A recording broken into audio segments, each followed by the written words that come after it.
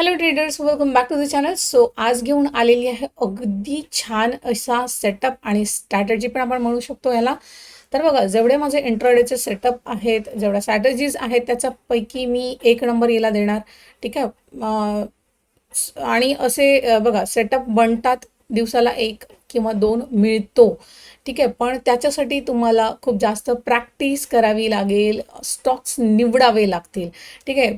8-10 stocks बघणार आणि त्याच्यामधून तुम्हाला तसे 1-2 स्टॉक्स मिळून जातील असं नाही आहे. तुम्हाला ॲटलिस्ट 100-200 स्टॉक्स रोजचे पडताळावे लागणार. आणि जरी तुम्ही निवडत आहात, तर इनिशियली कसं आहे, तुम्ही जोपर्यंत आता मी जो सेटअप सांगते आहे त्याला बॅक टेस्ट करणार नाही, खूप वेळा ती वर्क करताना बघणार नाही, तोपर्यंत तुम्हाला त्याच्यावरती कॉन्फिडन्स येणार नाही. आणि मी असो किंवा कोणी असो, जर तुम्हाला कोणती गोष्ट शिकवत असतील तर डायरेक्ट त्याच्यावरती बिलीव्ह करायचं नाही आहे. तुम्ही जाऊन बॅक टेस्ट करायचं आहे. आणि मी जी ही स्ट्रॅटेजी सांगती आहे ती अगदी छान वर्क करते. ठीक आहे. सो डिरेक्टली घेऊन जाते तुम्हाला चार्टवरती.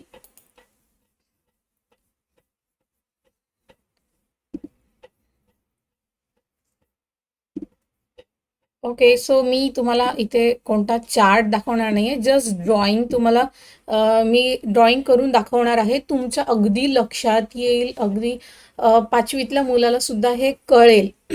थोडंफार तुम्हाला जर ट्रेडिंग करता येते तर तुम्हाला असे स्टॉक्स निवडता येतील. ठीक आहे. सो बघा, सर्वात आधी तुमच्याकडे लिस्ट पाहिजे 100 निफ्टी 200 स्टॉक्सची. वन बाय वन बघत राहायचं आणि हा सेटअप बनतोय का ते बघायचं. आणि जर बनत आहे, ठीक आहे, आणि आता तुम्हाला सांगणारच मी, जो बनणार आहे तुम्हाला कळतंय की इथे हा सेटअप बनतोय पण स्टॉक यायचा बाकी आहे, तो पण तुमच्या लिस्टमध्ये असायला पाहिजे. जेव्हा लेवलवरती आला तेव्हा तुम्ही त्याच्यामध्ये इंट्राडे करू शकता. तर आता बघा, आपण इथे बघूयात की बघा, मी तुम्हाला चार्ट दाखवू शकत नाही.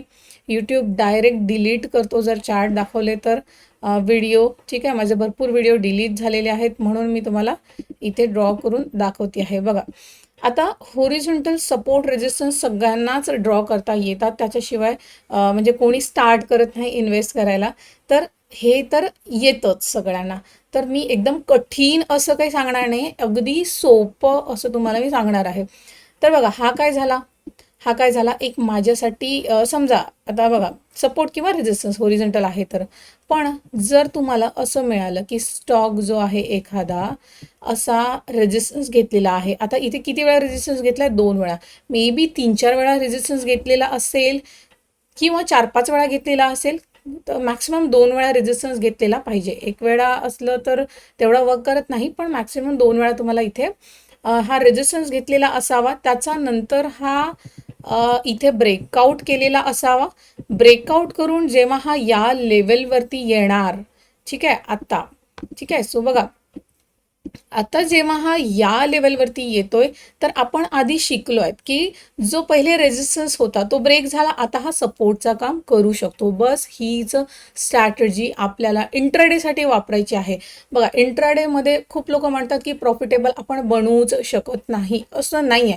तुम्ही जर खूप सारे सेटअप्स यूज केले, खूप जास्त वेगवेगळ्या स्ट्रॅटेजीज यूज केल्या, रॅन्डम स्टॉक्समध्ये तुम्ही ट्रेडिंग करायला गेलात, चला टॉप गेनरमधला, टॉप लुझरमधला, ऑलरेडी पळालेला स्टॉकमध्ये तुम्ही एंट्री करणार, तिथे लॉस होणारच आहे. तुम्ही प्री प्लॅन करून आधीच स्टॉक निवडून आणि आधीच ठरवलेल्या स्टॉक्समध्ये जर तुम्ही केलात आणि एंट्री अगदी प्रॉपर झाली पाहिजे. आता एंट्री कशी प्रॉपर झाली आहे हेही मी तुम्हाला सांगेन. जर तुम्ही स्टॉक निवडलेला आहे, 2-3 दिवसापासून काढलेला आहे की हा चला वरती आहे, इथे आला. आता जर हा इथे आला, आता हा डेलीच्या कॅन्डलवर जर आपण बघितला तर हा इथेच आहे. ठीक आहे. समजा इथे आहे, खाली येतो, मग मी वेट करणार, माझ्या हा ऑब्झर्वेशन लिस्टमध्ये गेला. जेव्हा हा इथे येणार तेव्हा हा माझ्या कामाचा आहे. मे बी याला 1-2 दिवस लागतील इथून इथपर्यंत याला. मी तरी पण वेट, यालाच पेशन्स म्हणतात. ठीक आहे. मी वेट केला माझ्या लेवलवरती येण्याचा. आणि जर हा इथे क्लोज झाला, रेड कॅन्डल क्लोज झाली आहे, म्हणजे उद्या मला चांगला इथे ट्रेड मिळू शकतो. मी इथे डाऊन साईडसाठी ट्रेड बघणार नाही, मी इथे अपसाईडसाठीचं ट्रेड बघेन. आता बघा, जर हा इथे आलाय, ठीक आहे. इथे जर हा आलाय तर तुम्ही काय करायचं की मार्केट ओपन झाल्या झाल्या तुम्हाला वाटत आहे की इथून रिजेक्शन येत आहे, हा पॉईंट महत्वाचा आहे. असे स्टॉक शोधणं डिफिकल्ट नाही आहे, खूप इझी आहे. पण तुमची एंट्री कुठे होत आहे ते सगळ्यात जास्त डिफिकल्ट आहे. कारण की बघा, तुम्हाला माहिती आहे की हा इथून वर जाणार, पण हा वरती किती पर्सेंटेज जाणार हे आपण सांगू शकत नाही. म्हणून बघा, स्टॉप लॉस तुमचा जो असणार आहे, ही जी नेकलाईन आहे, हा जो रेजिस्टन्स होता, हा सपोर्टचा काम करणार, त्याच्या खाली तुमचा स्टॉप लॉस असणार आहे. एक फॉर्म्युला लिहून घ्या की स्टॉप लॉसच्या जेवढ्या जवळ तुमची एंट्री तेवढा तो ट्रेड तुमचा अगदी क्वालिटी ट्रेड बनणार आहे. ठीक आहे, स्टॉप लॉसच्या अगदी जवळ. म्हणजे तुम्ही बॅक टेस्ट करून बघायचं. ठीक आहे, आता हा रेड कॅन्डल आहे. नेक्स्ट डे जेव्हा इथे मला रिजेक्शन येताना दिसतोय, किंवा मला जरी इथे कुठे ओपन झाला आणि रेड कॅन्डल करत करत आला आणि इथून काहीतरी छोटंसं असं तुम्हाला वाटत आहे की इथून हा वरती जाऊ शकतो, किंवा टाइम स्पेंड करतो आहे आणि छोटीशी ग्रीन कॅन्डल बनवली किंवा रिजेक्शन घेतो आहे, त्या वेळेलाच तुम्हाला एंट्री करायची आहे. कोणत्याच कॅन्डलच्या क्लोजिंगचा वेट करायचा नाही आहे. ठीक आहे, जर सरळ सरळ खाली ब्रेक करत असेल तर अवॉइड, त्याला खाली यायचं आहे. पण हा टाइम स्पेंड करतो आहे आणि स्टॉप लॉस आहे कुठे, सपोर्टच्या खाली. तुमची एंट्री कुठे होती आहे, अगदी तिथेच. म्हणजे स्टॉप लॉस किती छोटा बनणार, जरी तुम्ही इथे ग्रीन कॅन्डल नाही बघितली, फक्त रिजेक्शन येतो आहे आणि रेड कॅन्डल क्लोज करती आहे. मी तर इथे समजा आता हा बघा डेली कॅन्डल आहे, इथपर्यंत मला एक रेड कॅन्डल मिळालेली आहे.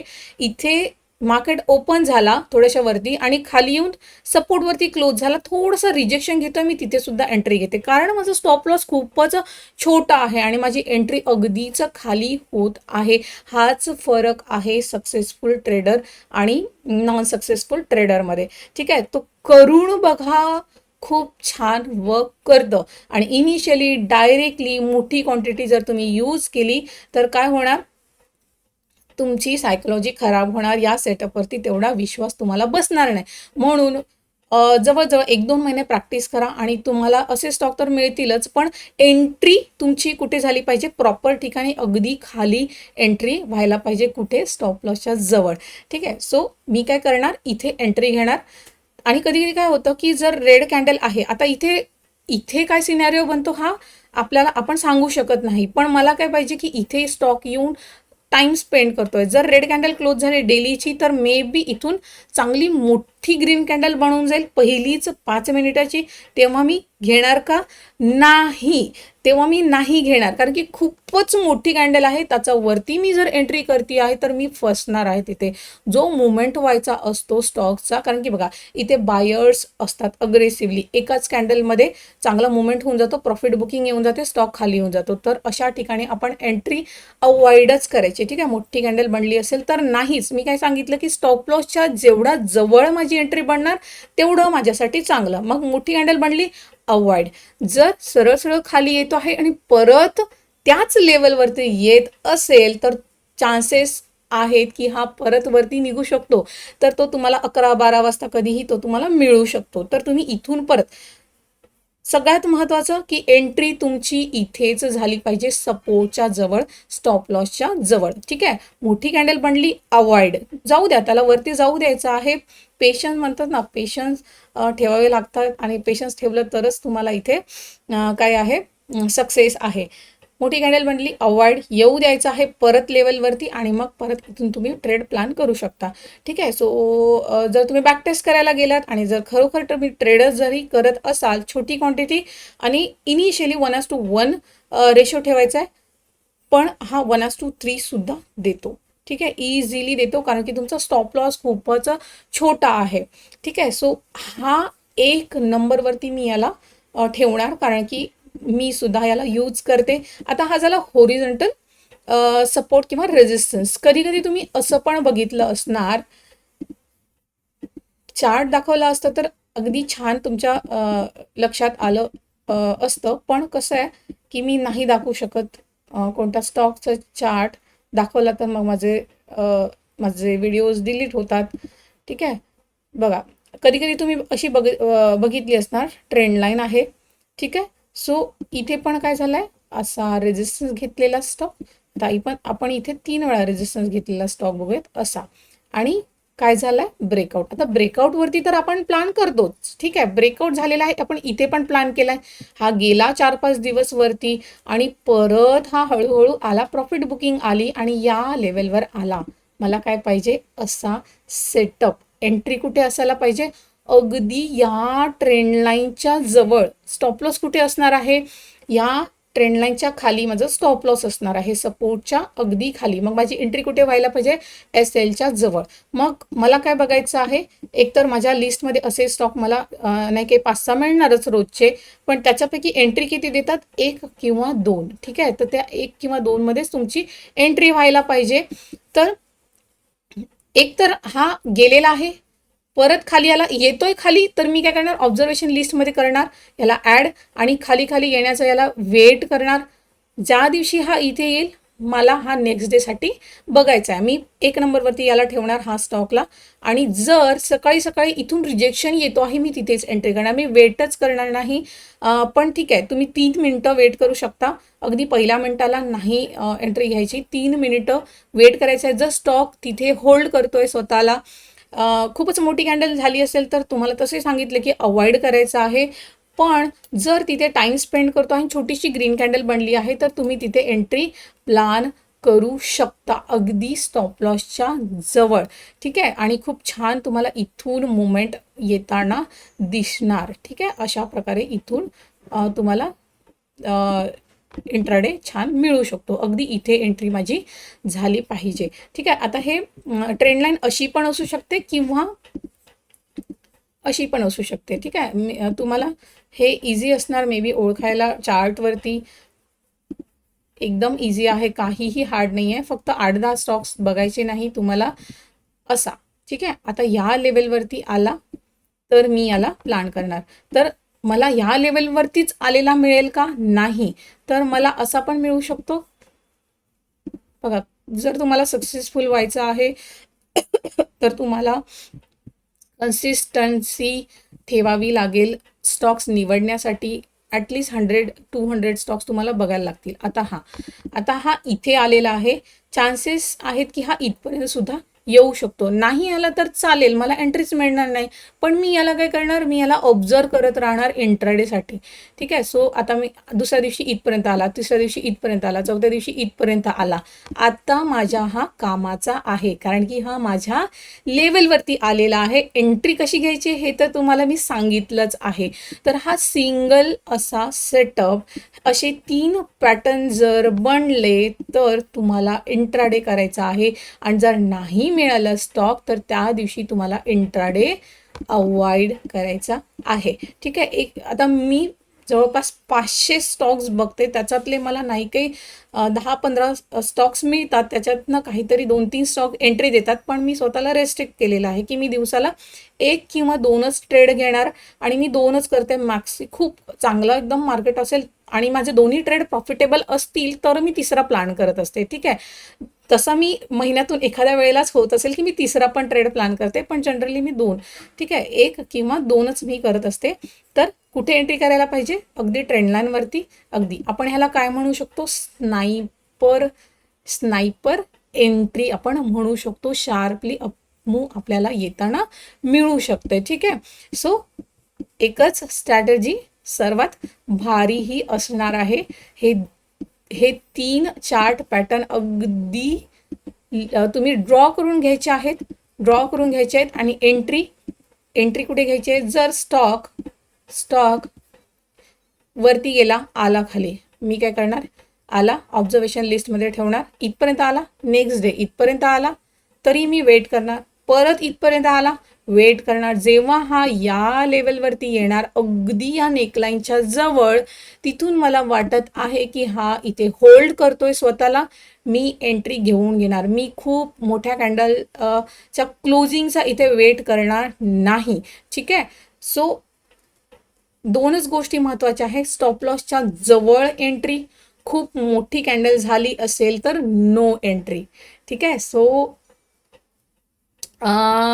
आय होप तुम्हाला हे जे सेटअप्स आहेत हे तुम्हाला समजले असतील, ठीक आहे, इझी आणि अगदी सोप्या पद्धतीने, ठीक आहे. आणि जरीही तुम्हाला हे पॅटर्न शोधण्यासाठी किंवा कशी एंट्री करायला पाहिजे हे समजण्यासाठी डिफिकल्टीज येत असतील, तर आपला कोर्स आजपासूनच स्टार्ट होतो आहे, ठीक आहे. आज तसा इंट्रोडक्शन सेशन आहे, तर मंडेपासून अगदी हा फुल प्रूफ चालू होऊन जाईल. तर तुम्ही हे सॅटर्डे संडे दोन्ही दिवस ॲडमिशन घेऊ शकता. फीज अगदीच कमी आहे, अगदी कमी, एका दिवसाचा प्रॉफिट एवढी फीज आहे. तर तुम्ही हे बघा, टेलिग्रामवरती दिलेलं आहे.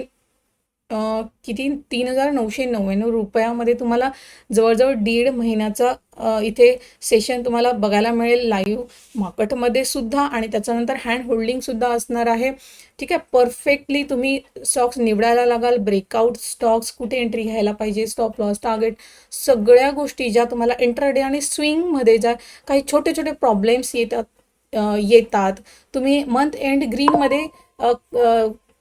ग्रीनमध्ये क्लोज करत नाही आहात, स्ट्रगल करत आहात, तर ही जी फीज आहे अगदीच कमी आहे. तुम्ही क्लासला एनरोल करू शकता, मी फोर्स करत नाही, पण जर तुम्ही स्ट्रगल करत आहात, तुम्हाला वेल्थ क्रिएट करायची आहे, तर तुम्ही बॅचला जॉईन करू शकता. त्याच्यानंतर ह्या महिन्याला माझ्या झेरोदाच्या अकाउंटमध्ये मी प्युअर इंट्राडे केलेले आहेत. तर मी माझं कॅपिटल जवळपास 1 लाख होतं. तर कधी कधी मी एका स्टॉकमध्ये 50,000, दोन जर घेतले असतील तर 50,000मध्ये मी केला आहे. पण ओव्हरऑल प्रॉफिट माझा जो कॅपिटल आहे तो 1 लाख होता. आणि मी एक जरी स्टॉक घेतला तरी त्याच्यामध्ये 70,000पेक्षा जास्त मी इन्व्हेस्ट करत नाही, ठीक आहे. लिमिटेड क्वांटिटीज ठेवते, आणि आपला 1 लाखवरती मी जवळजवळ 50,000 नाही 45,000 समथिंग मी बुक केले, मी बघितलं नाही, पण जवळपास 40,000 ते 45,000 रुपये मी बुक केलेले आहेत. या महिन्याला जी लिंक आहे व्हेरीफाईड PNLची ती मी आपल्या डिस्क्रिप्शन बॉक्समध्ये तुम्हाला देऊन देईल. तुम्ही स्वतः बघा की इंट्राडेमध्ये आपण छान प्रॉफिटेबल राहू शकतो आणि छान वेल्थ क्रिएट करू शकतो, ठीक आहे. सो आज आणि उद्या हे 2च दिवस आहे, त्याच्यानंतर आपली फीज अगदी 9,999 होणार आहे. तर एनरोल करा. आणि व्हिडिओ कसा वाटला आहे कमेंट करून सांगा. आवडला असेल तर नक्कीच लाईक करा, चॅनलला सबस्क्राईब करा, जर नवीन असाल तर शेअर करा तुमच्या फ्रेंड्ससोबत, फॅमिलीसोबत, आणि भेटूया मग नेक्स्ट सेशनमध्ये. Good bye.